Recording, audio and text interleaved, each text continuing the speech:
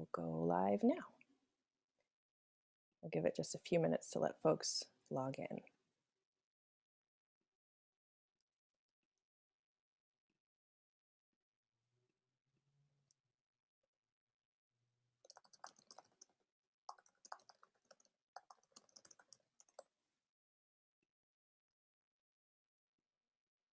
All right. Good evening and welcome to tonight's live online author event with Greenlight Bookstore. I'm Jessica from Greenlight, and we are thrilled to host tonight's event with Sarah Sentilles presenting her new book, Stranger Care, a memoir of loving what isn't ours. She'll be talking tonight with Leslie Jamison, so you are in for an excellent time. Before I start, I just want to say a huge thanks to Sarah, Leslie, and the team at Random House for making this happen, and to all of you for showing up. Though we're not able to host events in our store spaces right now, our community of authors and readers is still here. We're grateful for your support and for the chance to make space for conversation and connection. Now, a couple little housekeeping things. In our Zoom webinar tonight, you can see and hear the speakers, but they can't see or hear you. There are a couple different ways you can interact with the authors and with each other throughout tonight's event, which we highly encourage. The first is the chat, which you can find by clicking on the icon that looks like a speech balloon. You're welcome to post your comments and thoughts in the chat. It's a great way to show your appreciation for the author and interact with fellow attendees. If you have a specific question you'd like to have answered by the author, please post that question in the Q&A module. You can find it by clicking on the icon that looks like two speech balloons. We'll be pulling questions only from the Q&A to be answered in the later part of the program. And importantly, tonight's featured book, Stranger Care, is available for sale from Greenlight Bookstore. You can shop in person in our bookstore locations 12 p.m. to 7 p.m. every day of the week, and you can purchase Sarah's book and many others on site, or order online at greenlightbookstore.com for a quick pickup at the store or for shipping anywhere in the US. I'll be dropping the buy link in the chat in a moment. If you care about supporting the careers of authors and the ongoing existence of independent bookstores, buying tonight's featured book is a great way to show your support. All right, some introductions. Our interviewer tonight is Leslie Jamison. She's the author of 3 nonfiction books, The Recovering, The Empathy Exams, and most recently the essay collection, Make It Scream, Make It Burn, as well as a novel, The Gin Closet. She's a contributing writer for the New York Times Magazine and directs the graduate nonfiction program at Columbia University. She's been a frequent guest on Greenlight stages in both stores, offsite, and now virtually, so we're delighted to have her with us again. She's going to be speaking tonight with our featured author, Sarah Sentilles. She's the author previously of Draw Your Weapons, which won the 2018 PEN America Award for Creative Nonfiction, as well as Breaking Up with God, A Church of Her Own, and Taught by America. A graduate of Yale University and Harvard Divinity School, she lives in Idaho's Wood River Valley, so she's joining us from a different time zone tonight. Her new book, Stranger Care, is a moving story of what she learned from fostering a newborn, about injustice, about making mistakes, and about how to better love and protect people beyond our immediate kin. The book has been praised by many fellow writers, including Lacey M. Johnson, Piper Kerman, Lori Frankel, and Cheryl Strayed, who calls the book, quote, beautiful, harrowing, and profound. With sensitivity and insight, Sarah takes readers with her on her tender and wrenching path to motherhood while grappling with the complexities, contradictions, and injustices of a system meant to protect its most vulnerable. And Cheryl adds, I love this book so much, it hurts. So you are in for something really special tonight. Sarah's going to start us off with a reading from the book, and then she'll be talking with Leslie and with all of you. So Sarah, please take it away. Thank you, Jessica, for having me here. And thank you so much, Leslie. I am so beyond excited to be talking with you about this book. Thank you for sharing your time and your mind with me. And thank you everyone for being here. I see a lot of familiar names and I'm just happy to see your names. I can't chat and talk. I just can't do it. So you'll just have to know that I see you and I'm really grateful. I'm gonna read, I should also say I was born in Brooklyn. So I think I'm happy to be back even though I'm in Idaho right now. So I'm going to read the preface and then we'll have a conversation. Faded pink construction paper letters taped to the wall of the Department of Human Services classroom spelled, "Welcome to DHS." Eric and I sat in the back near the door on blue cushioned chairs with wheels. On every long table, a scattered handful of hard candy, peppermints, butterscotch, Tootsie Pops. We'd eaten dinner at 4:45, so we'd arrive on time. Though the department's office was less than 10 miles from our house, class started at 6, and in Portland's traffic, the drive could take an hour, which it did. The classroom was cold. I took off my jacket, but not my scarf. Thankful Eric had brought us insulated mugs of herbal tea. The facilitator stood at the front of the room. Our goal at DHS is to keep biological families together, she said. The first plan is always a return home plan, but in the meantime, kids need a safe place to go. A man in an orange sweater at the table next to us crunched one Tootsie Pop after another, scrolling through his phone's Facebook feed while the facilitator talked. Kids in foster care are our most vulnerable citizens, she said, and the state doesn't make a very good parent. She handed us posters outlining foster children's rights, access to free soap and shampoo, to clean drinking water, to a working phone. Hang it somewhere visible in your home where your foster kids can see it, she said. She wheeled an ancient television into the middle of the room, inserted a VHS tape into the VCR, and pressed play so we could watch a video about being mandatory reporters, which meant when we were certified as foster parents, we would be required to report any suspected violence. As the video played, she sat with her back to the television, doing paperwork. When the tape froze and wavy lines filled the screen, she didn't notice until we told her. Nothing important happens at the end, she said, and turned off the TV. I walked out of the classroom during a break and into a larger room with glass-walled offices on one side and a waiting area on the other. Couches, chairs, toys, games, multicolored rugs, a place for parents to visit their children who have been taken away.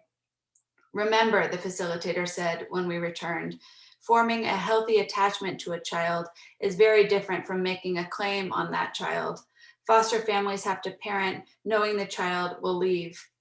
She looked around the room. How many of you are relatives of a child in care, she asked, and everyone, except Eric and me, raised their hands.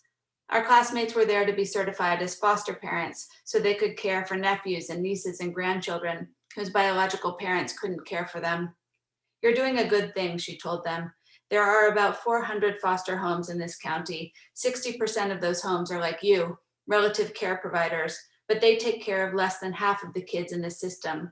The rest of the kids are living with people who aren't blood relatives. She gestured to Eric and me. We call it stranger care, she said.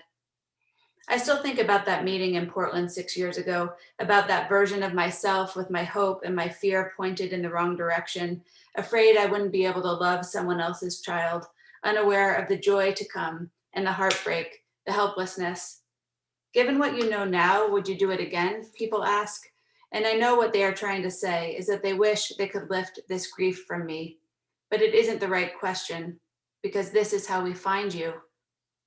Some say children come from stars, look down from that hot, bright fire to this cool green blue and choose their families.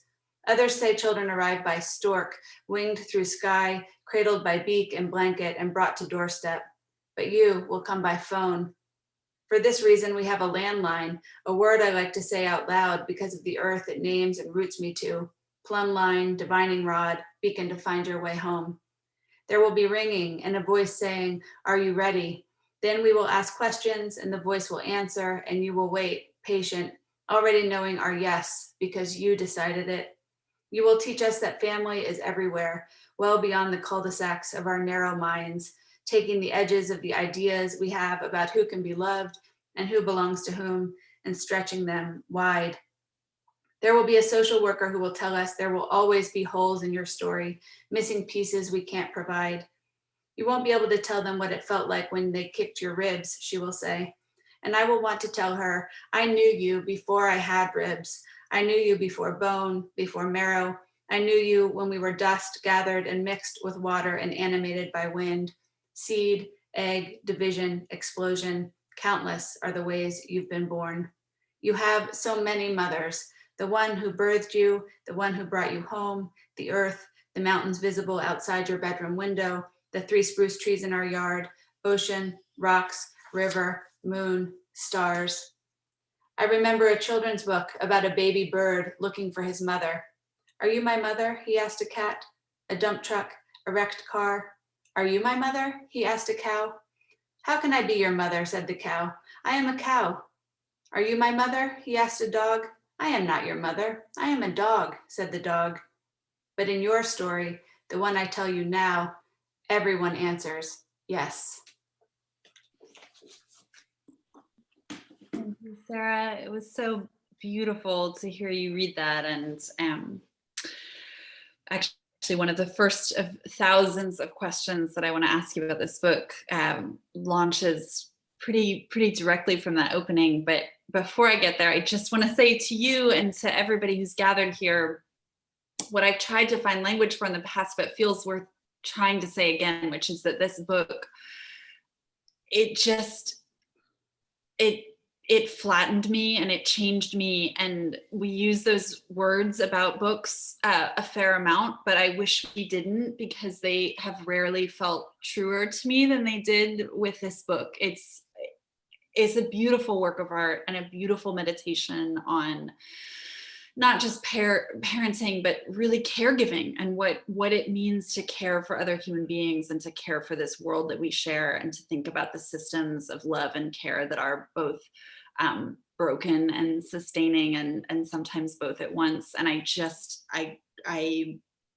I cried harder than I have cried in a long time reading this book. And I felt like when I came to the other side of that, I was honestly a different person than I had been before. It's just an incredibly powerful thing you've given us in the world in this book. And I'm gonna get like emotional again just saying these things, but I'm really just so honored to be talking about it with you tonight. But I just wanted to start with that gratitude for what you've made and what you've given us. And maybe if we have time, I'd love to hear a little bit at the end of our conversation about some of the responses you've been getting so far, just because I felt the second I read it that there were so many people in the world who needed this book who didn't even know that they needed it. And I was one of them.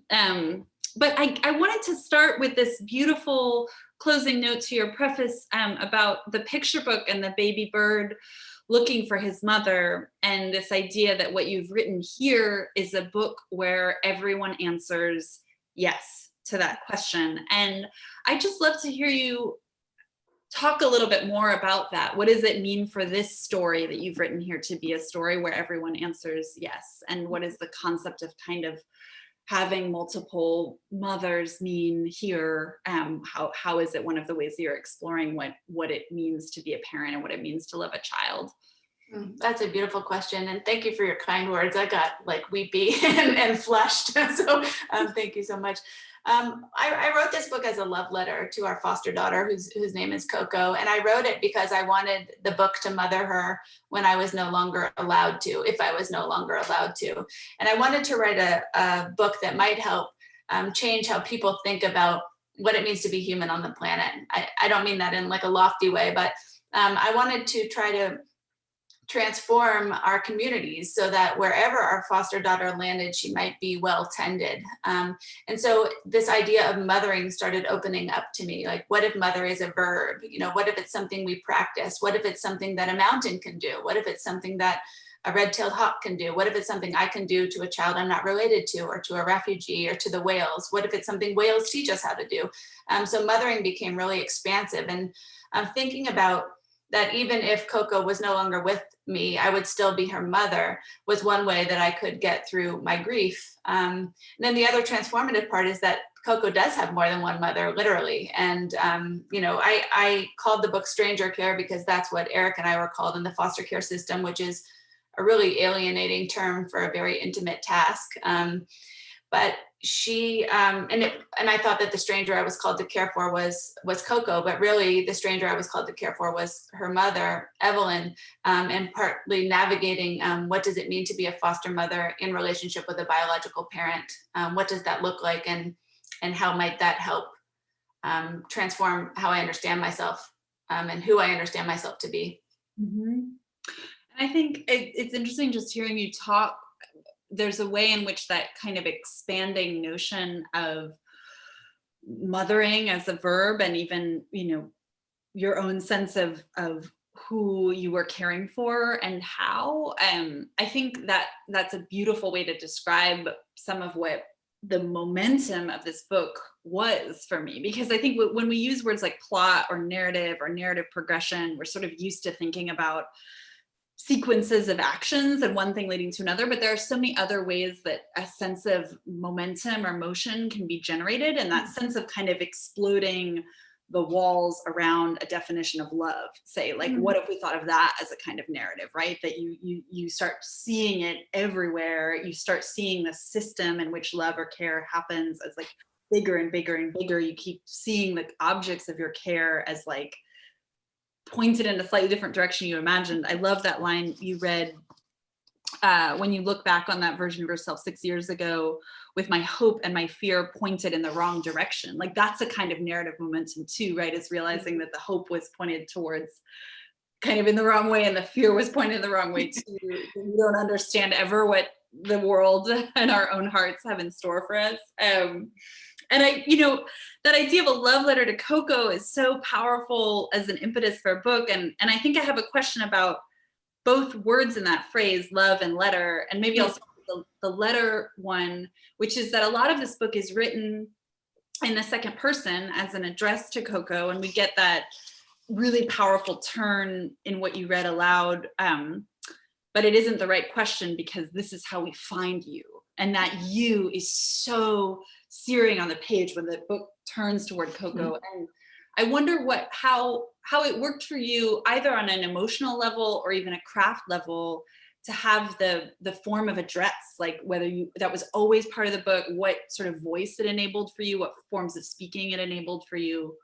Yeah, that part where I talk about the landline when I say, but you will come to us by phone, that was in my head from the very beginning. I have to say, first, I started writing this book before we had Coco. I thought I was going to write more of like an academic meditation on what it means, what would the world look like if we understood that we're all related, if we're all kin, and I wanted to look at these hidden relationships that we kind of ignore, like the peony and ants, that they need each other, or the ways trees communicate underground, or the ocean and the moon. And I was really interested in thinking about that. So I wrote like 100 pages of that, and I sent it to my agent, and she was like, this is fine, but don't show me anything else until you have a kid. She was like, this isn't what you're gonna do. And so as soon as Coco came into our lives, we got a phone call at 11 a.m. and we had a baby by 2 p.m. And she was 3 days old. As soon as she came into our lives, everything shifted. And that second person address came to me. I knew I would write to her. I knew I would write about her. And one of the things that writing does, I think that's so powerful, is that when you have loss or grief, writing is a way to bring that person or being close. People have said to me, wasn't it hard to write about her? Isn't it sad? Is it hard to talk about her? But for me, it's, when I talk about her, she's close. When I write about her, she's close. And I don't know if you feel this in your writing, but to arrange words on a page is a kind of agency, even when those words are, she is gone, or I miss her, or I'm hollowed out, or so I found there was so much helplessness in this story in navigating the foster care system. And it was writing where I found agency, and imagining, there's my cat, imagining that someday Coco would read this also gave me a sense of hope and urgency. Yeah, and I mean, in a way, you're writing this kind of monumental, kaleidoscopic, multifaceted origin story that is part of the origin story that you're writing for her, is an acknowledgement that it's only a piece of the origin story, like the moment where you say too, the many ways that you were born, and yeah, I mean, and I think, certainly like the beating heart at the core of this book is your love for Coco, which is there everywhere and sort of animating so many of the directions that your gaze turns in. And I think one of the biggest questions I had for you, it's so big that you can really take it anywhere you want to, but it's sort of like, how do you think about writing love? Like, how do you write your love for Coco? How did you write your love for Eric? How did you write your love for Evelyn, Coco's mother? Like, how do you write your love for the world? And I guess I both mean that in a really kind of granular, nerdy craft way of like, how do you choose the moments and the details in which love might become alive on the page. Like love, sort of part of what it is that it lives in every moment, in every detail, in every scene, in every hour. So how do you bring that love to the pages of a book in a way that lets it come alive? So kind of in that craft way, how do you write love? And then how do you do justice to kind of how complicated and vexing and thwarting and helplessness producing and awe-inspiring it is? Like, how do you sort of bring all of that universe in? That's such a beautiful question. How do you write love? You know, it makes me want to be in your writing classes, Leslie, at Columbia. Answer it for me. You know, I always tell the students that I work with writing, I always say the bigger the emotion, the plainer the language. And I think that was something that I practiced here. I wanted my language to be direct and plain. I wanted every single detail to do double or triple work. I didn't want anything to be extraneous. And I wanted the shattering that was happening to kind of sing on the page. So ways I thought about doing that in terms of love was breaking apart between this very intimate, kind of urgent thriller of a story of Coco with these moments in the natural world. You know, I think of myself as an ethical writer, and I knew that I was writing material that was difficult for people. And so I used a lot of page breaks, a lot of white space, and then a lot of really tender moments from the natural world that could offset kind of the tragedy of this other story that I was talking about. So I wanted to have an expansive notion of love that it's actually not something only humans do, but it's something that the land does for us, and something that we can do for the land, and something whales do to one another, and something that hornbills do, and something that jackdaws do, and something that you know, our communities do for us. And part of the beauty of this book, as I was writing it, also being part of a small town where everyone knew what was happening. And so I had this other kind of love, like from the woman at the dry cleaner, and from the checker at the grocery store, and from my friends who walked alongside of me in this path. So I just wanted to think about love as if love is a practice, then what does that look like on the page? And for me, it looked like interactions in the human and in the natural world. Yeah, that's such a beautiful response on so many levels. And I think, you know, it turns also naturally towards another one of my questions, which is about the role of the natural world, which is a kind of funny phrase we use, like as if it is somehow separate from anything else, or anything we might possibly do or be or talk about. Just the world. Yeah. Just the world, not natural world, right? It's just the world. Yep, yeah, the only one that we have. And I think, and so I will turn us there, but I also want to say, you know, for we'll keep chatting for a while, but for everybody who's here, I would just encourage you to. I'm sure many of you have lots of questions for Sarah, and I would just encourage you to go ahead and just put them in that Q&A whenever they occur to you, because when I turn to them, I'm sure we'll end up with a kind of pile up. And so the more you put there earlier on, the better, because then we'll be able to get to all of them and just all be in the room and in the conversation together. But I did, you know, I your response was speaking to two things that I was really aware of as I was reading, and but hadn't quite yet found a language for the impact they were having on me. And one was the kind of form, the structure of this book, which has a lot of these very kind of small pieces, right? And they have these sort of beautiful titles that in a way ground you inside of each one as a discrete experience. And some of them are from the narrative of your experience with Coco. Some of them sort of like glance forward and backward around the chronology of that experience. And then a lot of them, as you're saying, you know, turn toward like subterranean fungal highways. Like even alone bringing the phrase fungal highway into my life was like a gift of this book, toward the hornbills, towards the whales. And so I guess one of my questions is about the sort of why and how those small pieces became useful to you, which you've already started to speak to in really wonderful ways.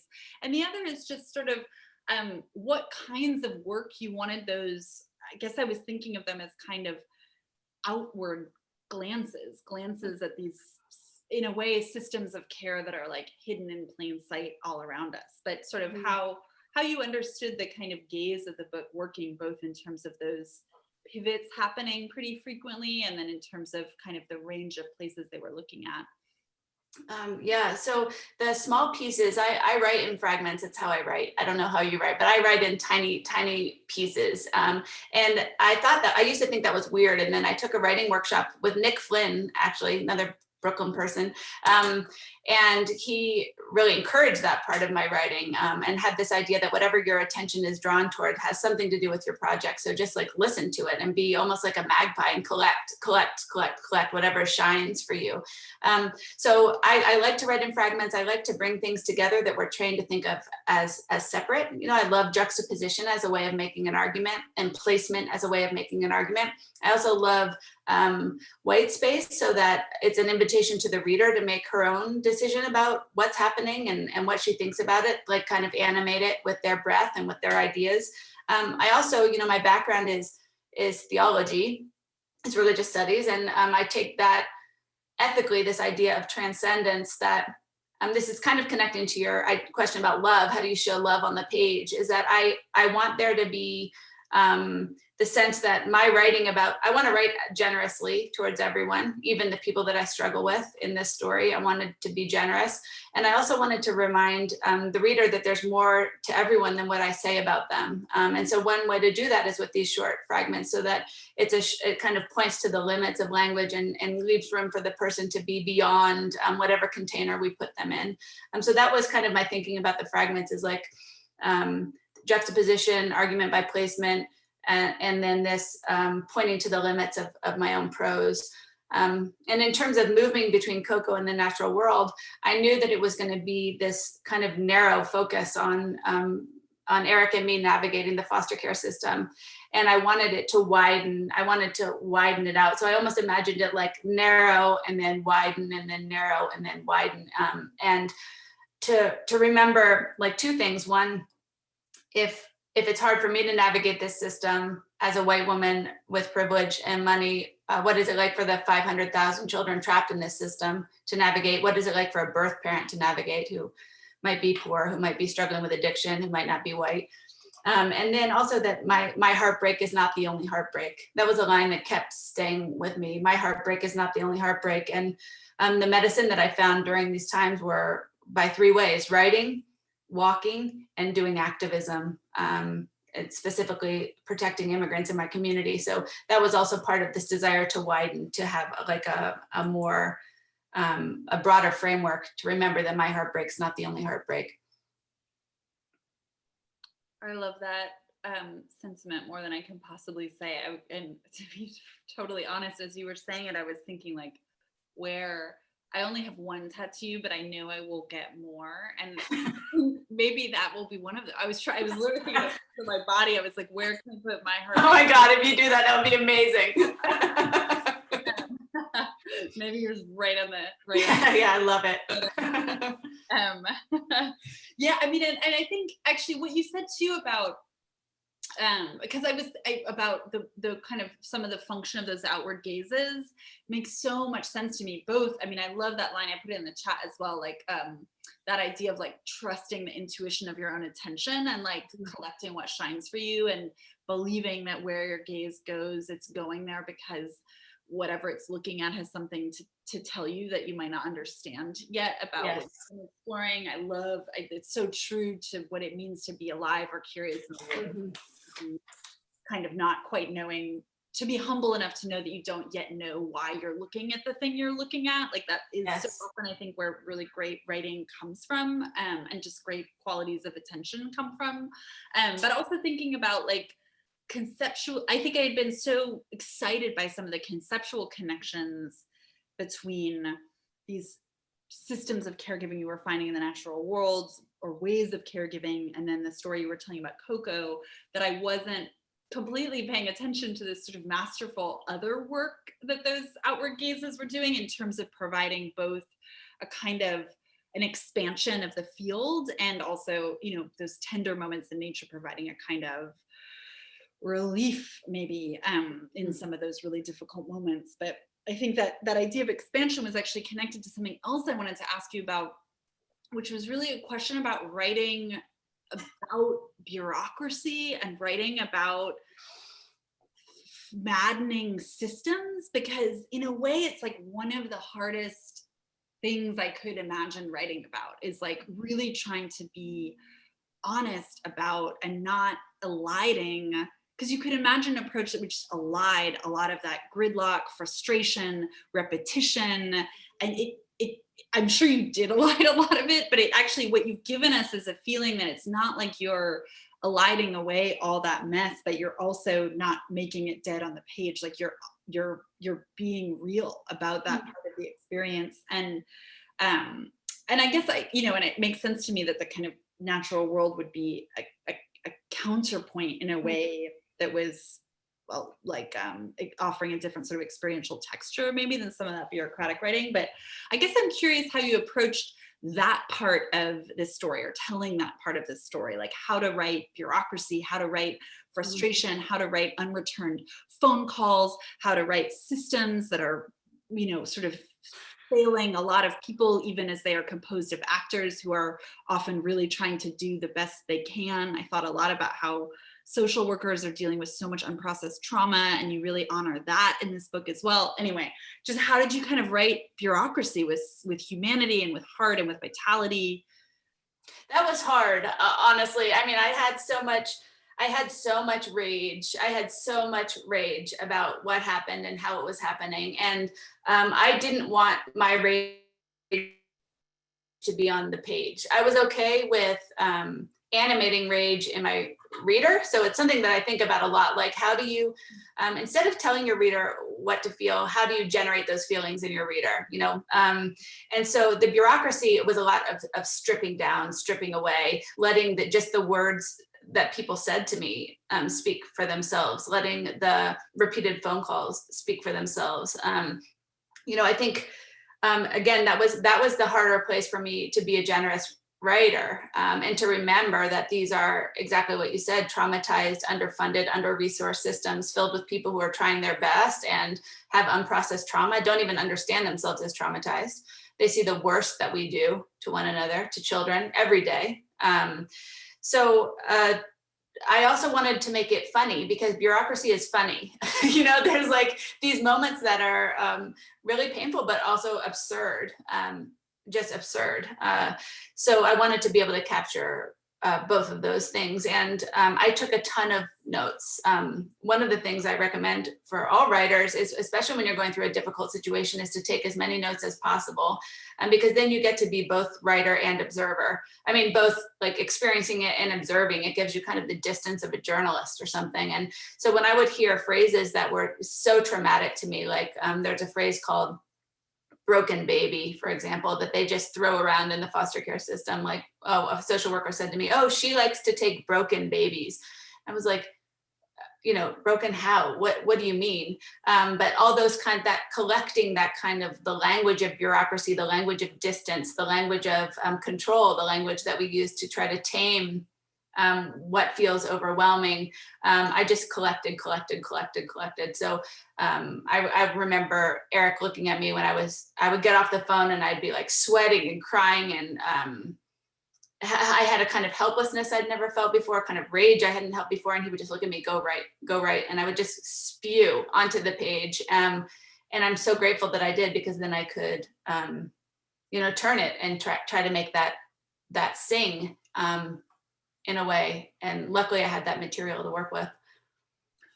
Yeah, well, and it, what you were just saying right now kind of connects to me to something you were saying earlier about how arranging words on the page can feel like a form of agency, in terms even of that a direct address to Coco, and that way that in the midst of feelings of helplessness or distance, there's something that happens in even writing or speaking that can kind of not collapse that distance in like a naive or total or abiding way, but does something to that distance. And it's almost like a kind of inverse of that when you're so in the midst of it and it's so proximate, and there's like, you know, all of this language and all of this trauma and all of this kind of opacity and all of the machinations of navigating bureaucracy, that like in the midst of that too muchness, right, there's also a kind of agency that might come from writing it down. And then of course I love that you give that advice to other writers or your students, because it's also, not only does it maybe give you something in that moment, give you something to do with all of those feelings, but then you also have this archive to work from when you're trying to tell the story later, and you have all of these sharp particulars rather than the kind of generalities and distortion. It sucked. Yeah, it sucked. That's all I would be able to come up with. I know, memory like kind of reduces so much into just that very phrase. Yeah. That'll be my other tattoo. It sucked. Like it sucked. On my right arm. Yeah. I'm going to take some of the, I have 1,000 more questions, but hopefully I'll get to ask you some of them. I'm going to take, there's some great questions already here, and I want to make sure we get to as many as possible. And I think some of them are also kind of really connected to things we've been talking about. But one from Yvonne, hi Yvonne. Yvonne says, what did or was the narrative of white space saying? Was it pause, time, metaphor, or meditational? Yes, all of those. I'm going to use that pause, time, metaphor, meditational, all of those things. It also pointed to gaps, gaps in what we know. You know, I think I had when I was in graduate school, my mentor, who's a theologian named Gordon Kaufman, he said, the most ethical thing we can say is I might be wrong. Which doesn't mean we can't stake our life on our ideas, but it does mean we can't kill somebody else over them. And so the white space is kind of that, the gaps or the limits in what we know. For me, it's also room for the reader. It's an invitation for the reader to insert herself or to insert themselves into this story. Mostly it's a break, a rest. I'm a fan of transition by page break instead of writing a transition. Like I like to but is that the right verb? I like to put ideas super close to each other that we're trained to think of as separate. And that's kind of, you know, like the word stranger care. That's exactly what we're trained to think. These are my people. Those are not my people. This is my family. That is not my family. And I wanted to break that apart. And so partly the form is doing that. Let's put these things close together that we're supposed to think of as separate. Yeah. Yeah. And the way that there's a kind of, there's both, it's a beautiful point about how white space can work, that it can simultaneously sort of create space and create proximity. Like it can create a kind of room or pause or a space for the reader or a space for sort of thinking. And, you know, in some of my own spaces of recovery or spirituality, like there's an idea of divinity existing in sort of moments of pause or in the space between thoughts rather than the thoughts themselves, which I find to be a pretty powerful idea, right? And I think it has something to do with like not knowing and like the great ethical force of like not knowing, rather than even like Eric's bumper sticker, right? In the beginning of the beginning of this idea of like, you know, if you think you know God, you don't, you know, but the kind of white spaces feel like they do conjure the kind of ethics of not knowing. So in a way they create that space, but they also create all these proximities because they do allow you to like look at something and then look at something else and ask us to see them together or kind of proximate in a way that we might not have. And it makes me think of the moon, actually, which I read about at the end of the book. But you said, you know, we have to, whatever we find ourselves drawn to, and it's the mystery of not knowing why. I think you said that earlier in the conversation. And I think about the moon and the earth as that white space. Like the space between the moon and the earth is kind of like the white space between my fragments. And this mysterious being that is so close and pulls on, it's so far and so close and pulls on everything, you know, changes the shape of the earth, changes the tides. That it's a kind of a sense of orbit. And I called this book in my documents file the moon book for the whole time I was working on it, and I hadn't done any writing about the moon. I don't know why I called it the moon book, and I didn't know until the end. So that's that trusting what you're drawn to.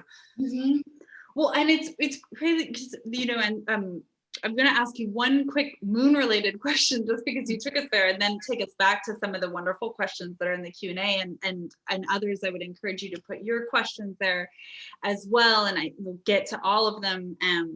But I did want to ask, there's this really beautiful discussion at the end of the book of something called giant impact theory. And I guess I just would love to hear you, in a way, I'd love to just hear you read that part of the book, but you don't have to do that.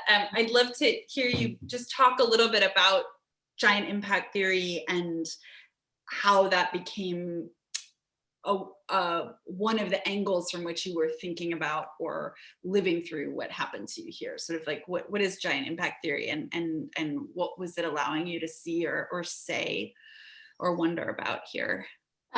Well, giant impact theory is this idea that the Earth and this other planet, Gaia, I think, no, is that right? Is that what they call?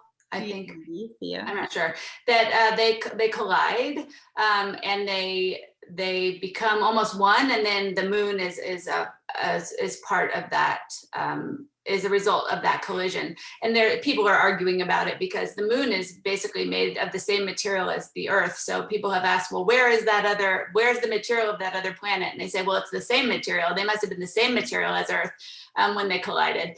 And I was really interested in that because I was thinking about Evelyn, who is Coco's mother, and me colliding. And my question was, and there's debris from that, there's the moon, and then there's the resulting planet. My question is, like, which of us is the debris? And that this idea that the collision is so big, it makes something new, it changes everything. And so that's how I understood what my experience in the foster care system was. What's like this giant impact theory, this collision, and nothing will be the same. I will never be the same again. And then this idea that, like what I said earlier, that the moon is so far away, but her pull affects everything. And I was thinking of Coco that way. Mm-hmm, mm-hmm. Yeah, I love that idea of sort of collision as a way of thinking about origins, right? And even, a way of thinking about forms of pain or harm that doesn't kind of shy away, that doesn't need to erase those things from the story or a story of origins, but can actually look squarely at what they might yield or what might be generative about them. It feels so true to the spirit of this book, which is not, I think, trying to smooth the edges of any sort of pain or harm, is really trying to let it be part of a story that kind of keeps getting larger and more capacious in its kind of grace and its seeing. And I think you've sort of written a book that could deliver us to that meditation on giant impact theory and have it hold so much too. I'm going to take a few more of these really beautiful questions from other folks that are joining us here. Clara asks, what does this experience of loving a foster child tell us about the impulse many young people have about not having a child because of climate change and fears of what the world will be? Thank you for that question, Clara. I came to foster care in a kind of strange way. I had not been admitting to myself or to Eric that I wanted to be a mother, that it was my deepest longing. And by the time I admitted that to him, I discovered I was married to someone who's an environmentalist and didn't want to bring another human onto the planet. He thought we caused too much destruction and that it was not the right thing to do. And he also had this more tender part where he didn't want to give his child to this world, this version of the world that we live in. Because Eric wants to live in a world where we tend the earth. And I want to live in a world where we tend one another. And so foster care became our common ground. I think it's part of this discussion. I'm glad she asked it. It doesn't get asked much. Like, if we're headed towards disaster, what does it mean to make another human? And also, as Eric would say over and over, why are we making a new child when there's so many who need homes already? And so that became kind of this animating question in my mind. Why are we? And I was asking myself over and over, do I want to have a baby? Do I want to have a baby? Do I want to have a baby? And then with that kind of meditation as well, another giant impact theory, the question shifted to, do I want to be a parent? And I realized I didn't need to make a child. I could welcome a child into our home who needed one. Yeah, well, and that shift from kind of creating a child to parenting a child also feels connected in my mind to the idea of kind of claim, and that word shows up in the bureaucratic language of foster care early on in that preface you made, where there's a sort of distinction between forming an attachment and making a claim. And it's not that I think you or this book are entirely kind of aligning yourselves with that sentiment, but it does feel like there's an impulse in the book to turn away from that idea of claiming to another form of love that's much more about understanding ourselves and the objects of our care as like part of these larger systems, rather than the kind of dyad system that's often implied by the word claim, right? That there's you and me, and I can possess you in some way or make some claim on you, and then there's everything else. And yeah, so it feels that shift feels sort of like in conversation with a lot of those ideas of care as kind of a bigger constellation or a bigger system.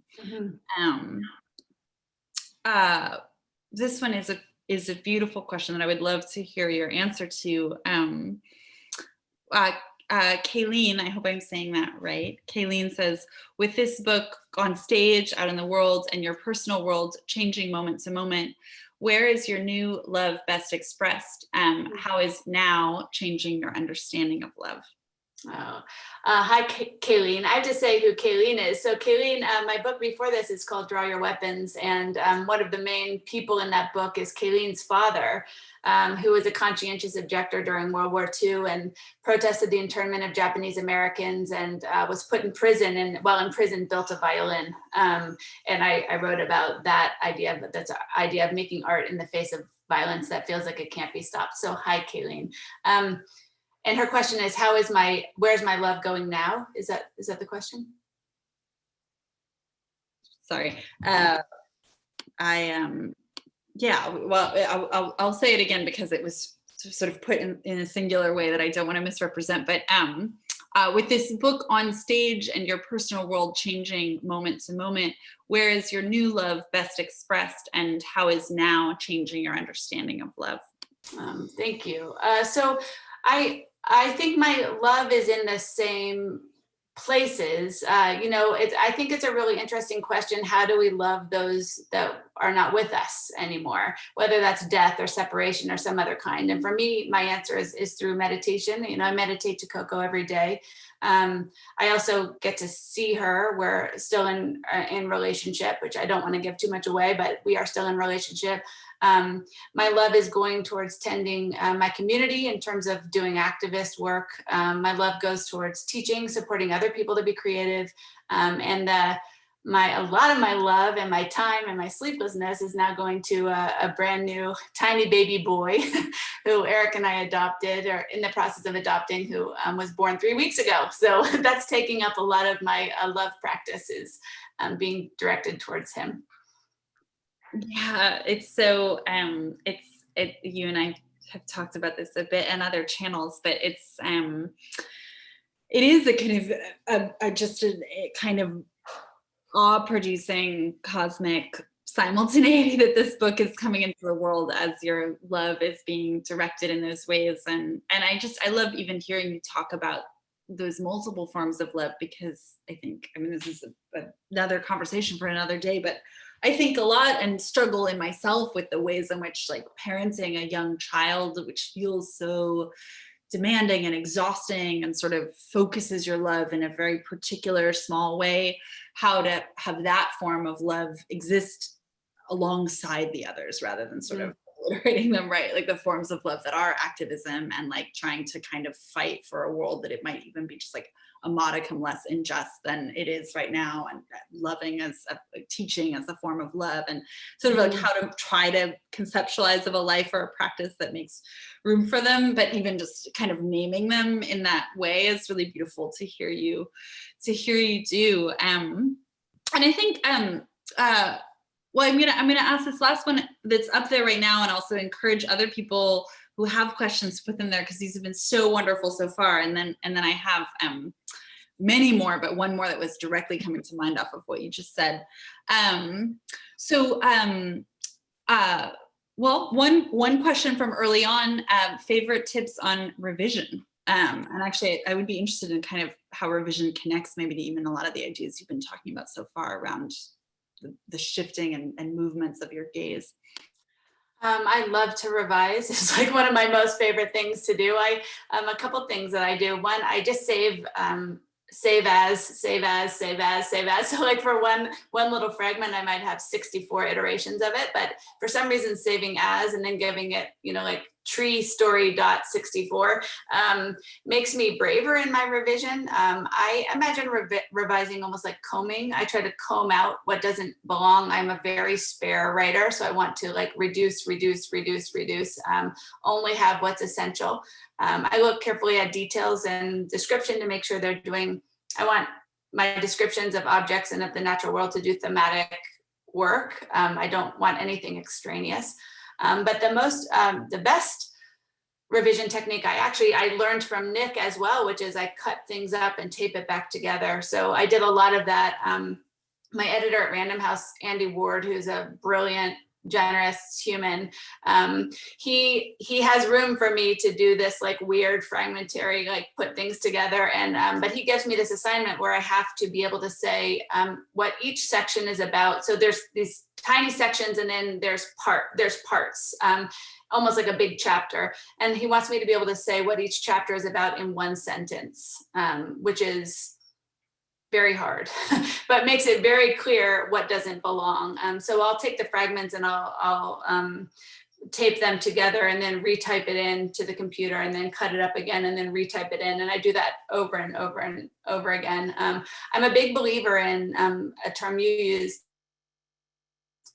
of the process. A lot of times I don't think I can write a book proposal anymore because I don't know what I'm writing until I finish it.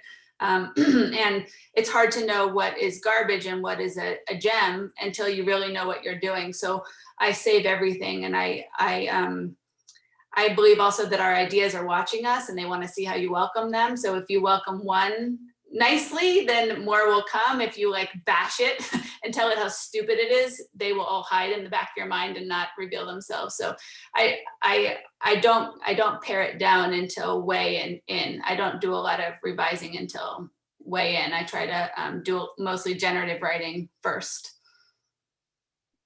I love that. It's like furiously taking notes in my mind, everything you were just saying. But I love that idea of our ideas are watching us. It's so spooky and true, and really connects to, in my mind, with some of the preface that you read and some of these ideas of the way that some of the objects of our care, children or otherwise, are sort of choosing us as much as we're choosing them. And that idea of our ideas as sort of hovering out there and looking at what kind of landings we're offering and what sorts of forms of openness we're practicing.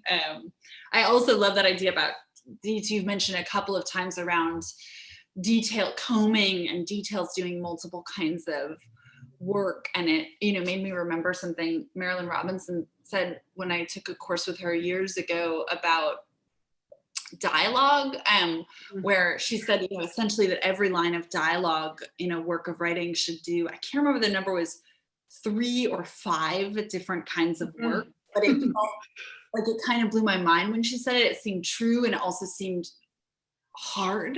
Like, oh God, like I wish I was Marilyn Robinson so I could put that advice into practice. But that idea of sort of the thinking, it becomes very exciting to think about, okay, how can this detail be sort of working on 3 different, above the forest floor and at the ground and underground at the same time. Exactly that. There's such a beautiful question here that I can't wait to hear you respond to. It's from Krista, who says, as an adoptive mom, one of the things I hate the most that people often say is how lucky my children are that we adopted them. I feel quite strongly that my husband and I are the so-called lucky ones in this scenario. I suspect what lies beneath such statements is a suspicion of sorts that adoption doesn't constitute real family. Have people said similar things to you? What might your book suggest is a response to such statements that could help broaden people's view of love and family? Oh, yes to that. Thank you, Krista, for your question. I actually write a passage exactly that, where a friend of mine adopted 2 children, and people would say that to him in front of his kids. Like, oh, your kids are so lucky, as if he'd saved them. And he turned it around exactly like you did. No, I'm lucky that they came here. The way that it came with foster care is when Coco was reunified, people would say to me, I was in terrible grief. I mean, like a shattering heartbreak. And people would say to me, but you always knew she was going to leave.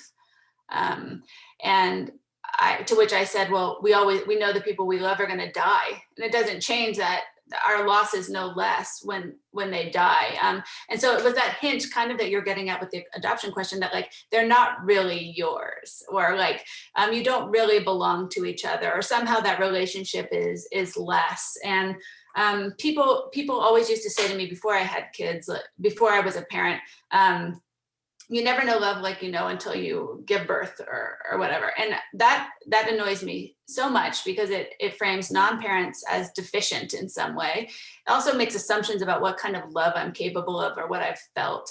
And then when Coco came into our life, I did experience my heart expanding that way, but it wasn't because she was mine. It was because the universe had said, here, tend this girl.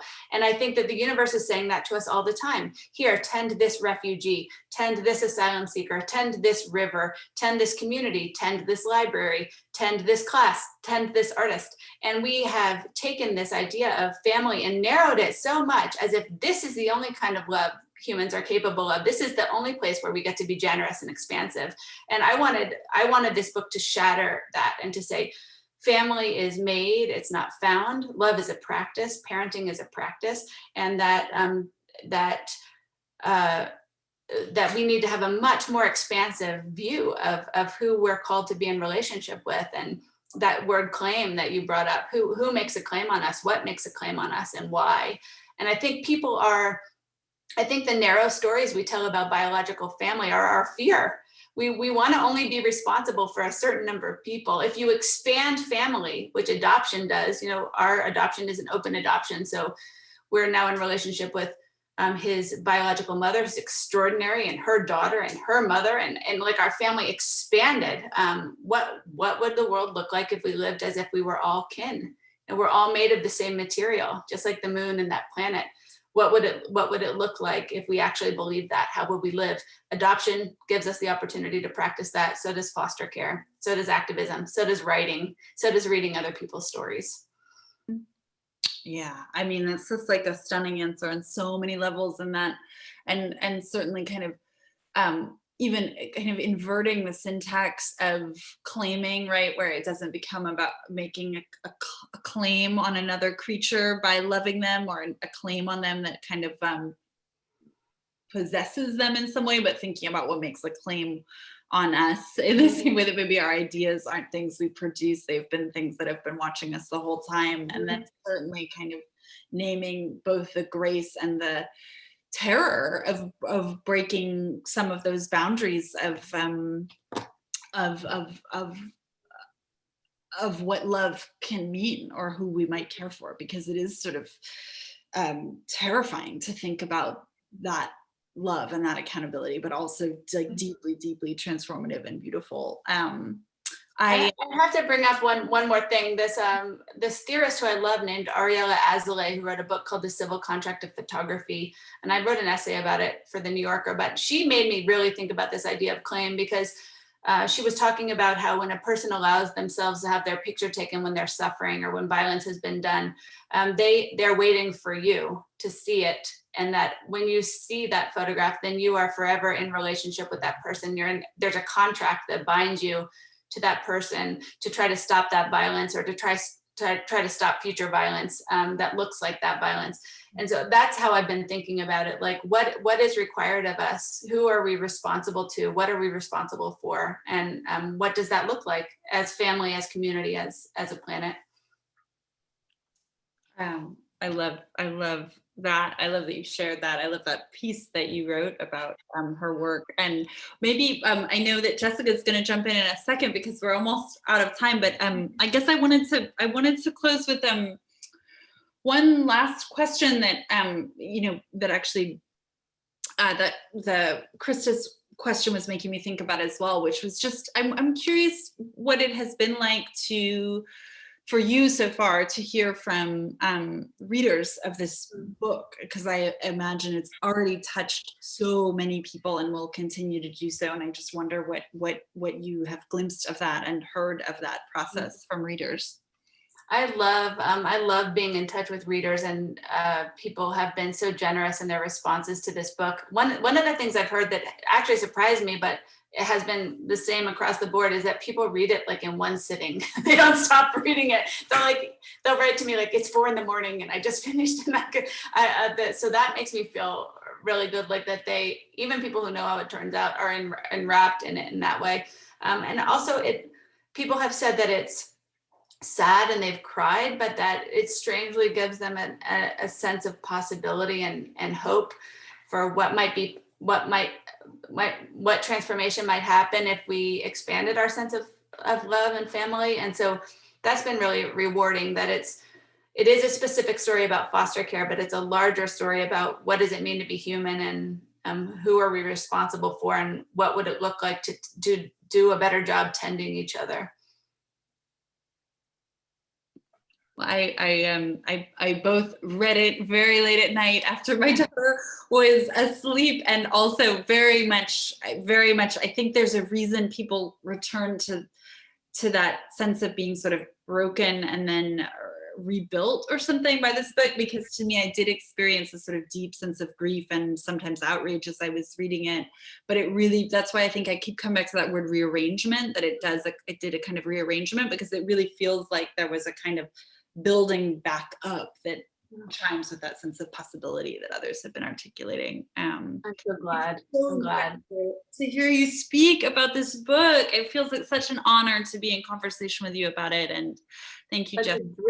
It's a dream for me, Leslie. I am such an admirer of your work, and your writing has been a light for me and a balm, and it's just a gift to watch your mind work, and to have it turn towards my work is an even bigger gift. So thank you so much. And I'm just coming back on to add to the thanks, to say thanks so much to Sarah and Leslie for this amazing conversation. I think there's a lot of changing that's happening with this book and with this conversation. We're so grateful for it.